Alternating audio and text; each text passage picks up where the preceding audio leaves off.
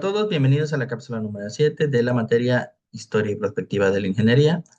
Mi nombre es José Rueda, ingeniero de profesión, 12 años de experiencia en el sector y lo voy a acompañar en esta cápsula. Muy bien, hemos hablado de la industrialización.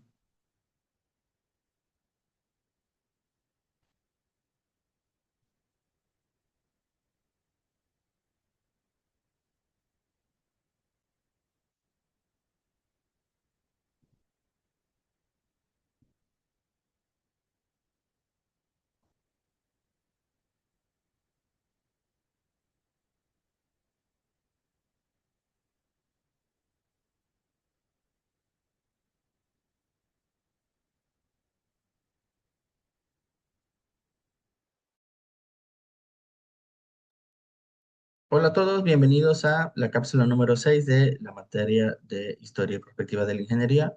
Mi nombre es ingeniero José Rueda y lo voy a acompañar en esta cápsula. Muy bien, en esta ocasión vamos a hablar de la historia y sobre todo un poco de la ingeniería militar. En el siglo XVI y XVII, los ingenieros militares adquirieron un papel decisivo dentro de la organización de los ejércitos europeos. La introducción de la pólvora y la artillería pesada transformó por completo la forma en la que se percibía el hacer guerra, pues las murallas altas y delgadas de la Edad Media se volvieron inútiles frente a los cañones de fuego, ¿verdad? La invención de la pólvora fue uno de los temas de interés, ¿verdad?, del siglo XVI y sobre todo fue un descubrimiento que hizo un cambio muy interesante porque cambió la definición de hacer guerra. Antes se consideraba que la mejor manera de hacer guerra era las fortalezas. Entonces, no se preocupaban tanto por la robustosidad de la misma fortaleza, sino por las barreras, lo que mencionan como barreras altas y delgadas. Sin embargo, con la llegada de la pólvora, las barreras pues parecían nada, ¿verdad? Porque la fuerza o del impacto que generaba un cañón de pólvora simplemente era eh, avasallante, ¿no? En comparación de las murallas. En este sentido fue que se creó o se empezaron a buscar nuevas maneras de entender el desarrollo de las guerras. Así, en este contexto surgió la necesidad de especialistas capaces de idear nuevas defensas y de planificar campañas con un toque más técnico y científico. Nació la figura moderna del ingeniero militar, quien no solo diseñaba fortificaciones, sino que también se encargaba de levantar mapas, estudiar el terreno, trazar caminos y asegurar el abastecimiento de los ejércitos. Durante el siglo XVI, Italia se convirtió en la cuna de esta nueva disciplina llamada traza italiana o fortificación abaluartada, caracterizada por murallas bajas, gruesas y anguladas, que resistían mejor que la artillería y permitían un fuego cruzado. Ingenieros como Francesco di Giorgio, Martini o incluso Leonardo da Vinci, o da Vinci, más bien por la pronunciación del italiano, ¿verdad? Ensayaron diseños innovadores de fortificaciones y máquinas de guerra. Es decir, aquí hubo una transmutación o un cambio, ¿verdad? De las barreras ligeras, delgadas, a barreras más robustas y anguladas, que permitían de alguna manera una mejor defensa contra el nuevo desarrollo o el nuevo reto que presentaba la pólvora. España y Francia, por ejemplo, adoptaron rápidamente estas ideas que se propusieron por los italianos y las llevaron a los territorios coloniales en sus guerras en Europa, ¿verdad? Convirtiendo a los ingenieros en piezas indispensables para las ciudades estratégicas. En el siglo XVII, el ingeniero militar dejó de ser un simple maestro constructor y se consolidó como un profesional altamente especializado.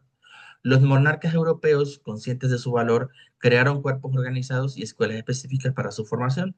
La figura más representativa de este periodo fue Sébastien Lepestre de Vauban, ingeniero de Luis XIV de Francia, quien perfeccionó los sistemas de fortificación y desarrolló métodos relacionados o racionales con implicaciones de asedio. Es decir, después de este cambio, se dejó de ver a los ingenieros militares o a los pensadores militares como ingenieros que planificaban estructuras y empezaron a hablar de temas como uso adecuado de las armas, como la logística, como el aprovechamiento de los recursos de la zona, ¿verdad?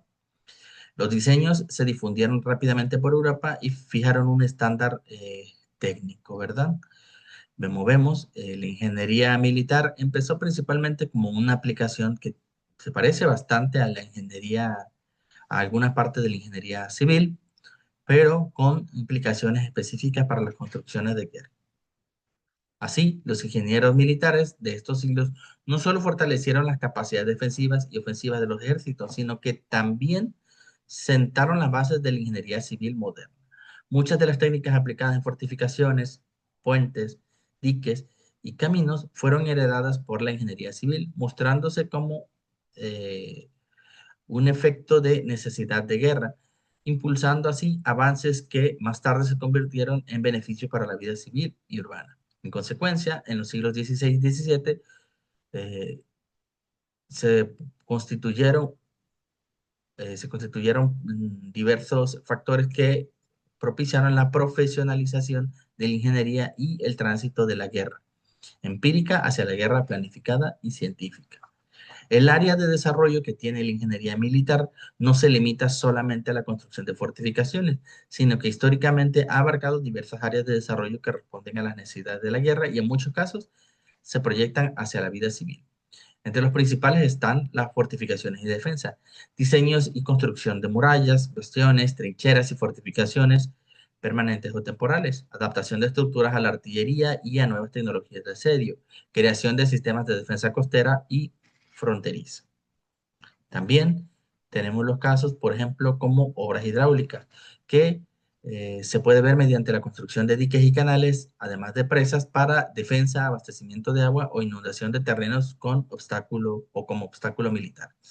Aprovechamiento del agua para el movimiento de molinos, sistemas de riego y logística militar. También tiene aplicaciones en la construcción, por ejemplo, de caminos y puentes, aperturas de rutas militares para el desplazamiento rápido de tropas y pertrechos, construcción de puentes fijos o móviles, como el caso de los pontones, para atravesar ríos y zonas difíciles. El desarrollo de técnicas de infraestructura que luego se aplicaron también a ingeniería civil. En cuanto a artillería balística, tenemos, por ejemplo, el cálculo matemático de la trayectoria y los alcances de proyectiles, diseños de desplazamiento y plataformas de cañones y morteros, innovaciones en el manejo de pólvora y explosivos. Y en particular, el diseño de balística y las trayectorias balísticas permitieron también tomar algunas aplicaciones que más tarde fueron importantes para el tema de la aeronáutica. La planificación y la organización de los campamentos requería de logística, ¿verdad? De logística que tuviera criterios de defensa, higiene y sobre todo efectividad.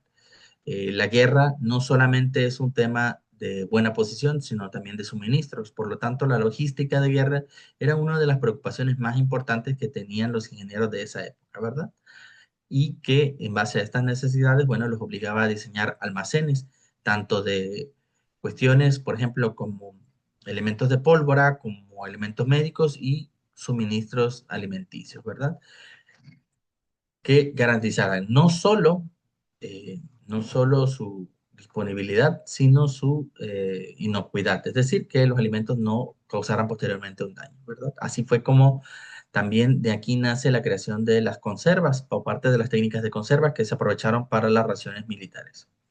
En cuanto a cartografía y reconocimiento, hablamos de levantamiento de planos y mapas para conocer terrenos y planificación de operaciones, estudios topográficos que dieron origen a una cartografía más precisa y científica que se basaba en más factores que la simple observación.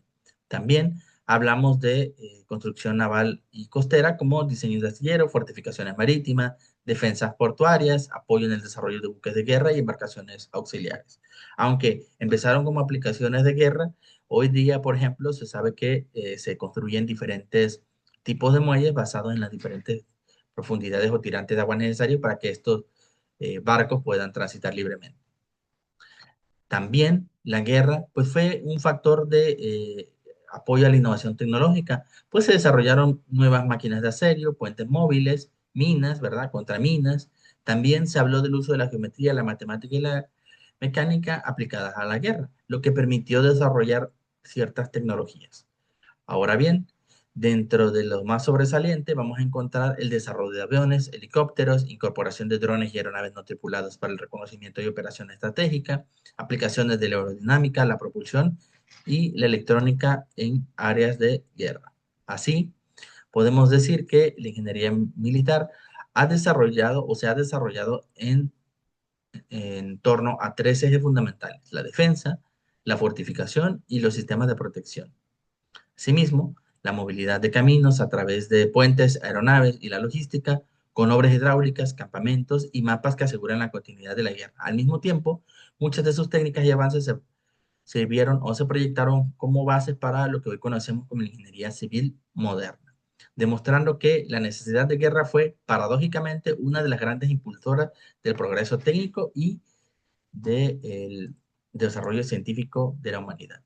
La regla como aliciente evidentemente no es el mejor factor, sin embargo hay que reconocer que los tiempos de guerra y las ideas de guerra propiciaron descubrimientos muy importantes y que hoy día dieron efectos trascendentes. Técnicas, por ejemplo, de construcción de canales que hoy día sirven para la distribución, por ejemplo, de las aguas residuales o el desecho o el tránsito de las aguas residuales e incluso el sistema de aguas potables, pues vino también básicamente de la necesidad de llevar el agua a los lugares donde estaba la guerra, ¿verdad? Bien, como ven, la guerra fue el iniciante, pero el beneficio se vio en más sectores. Hasta aquí es todo por esta cápsula, nos vemos en la siguiente.